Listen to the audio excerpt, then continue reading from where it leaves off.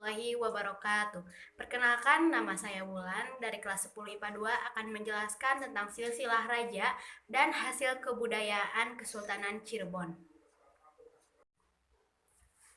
Yang pertama adalah Pangeran Cakrabuana pada tahun 1445 sampai 1479. Dia adalah pendiri Kesultanan Cirebon. Kemudian Sunan Gunung Jati pada tahun 1479 sampai 1568.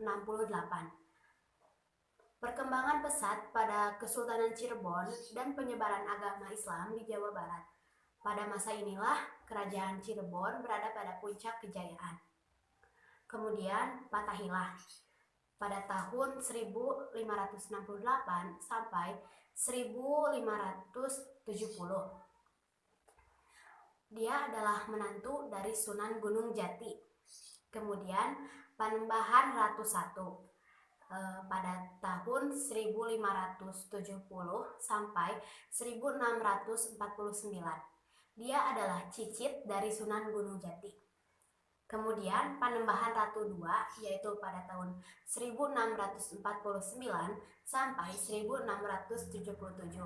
Dia adalah cucut dari Panembahan Ratu I yang bernama Pangeran Rasmi. Keraton Kasepuhan adalah keraton yang terletak di Kasepuhan, Lemah Wungkuk, Cirebon. Makna dari setiap sudut arsitektur ini terkenal paling bersejarah. Halaman depan keraton dikelilingi oleh tembok bata merah dan terdapat pendopo di dalamnya.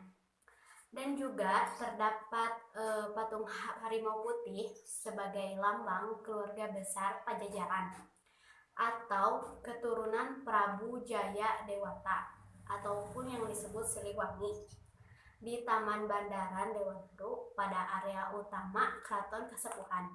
Keraton Kacirebonan banyak menyimpan benda-benda peninggalan sejarah seperti keris, wayang, perlengkapan perang, dan lain-lainnya.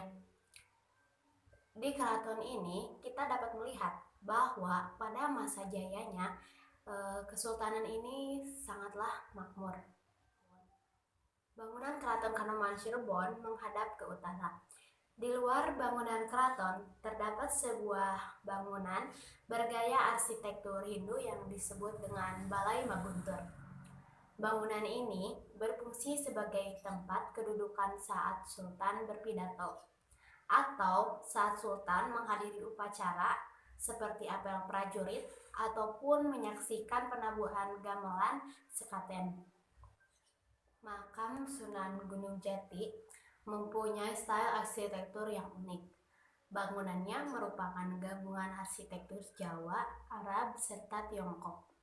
Arsitektur ada pada atap bangunan yang berupa limasan. Arsitektur Tiongkok tampak pada desain interior dinding makam yang penuh dengan hiasan keramik serta porselin. Dan dampak Arab tertampak dari hiasan kaligrafi yang terukir indah pada dinding serta bangunan makam tersebut.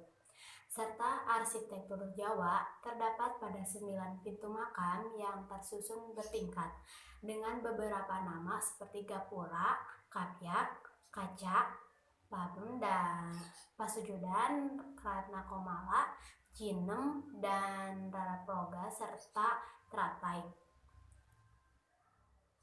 Kereta Singabarong merupakan salah satu peninggalan bersejarah dan fenomena milik Keraton Kasepuhan Cirebon. Dahulu, kereta tersebut digunakan saat kirab, malam 1 Muharram, dan pelantikan Sultan.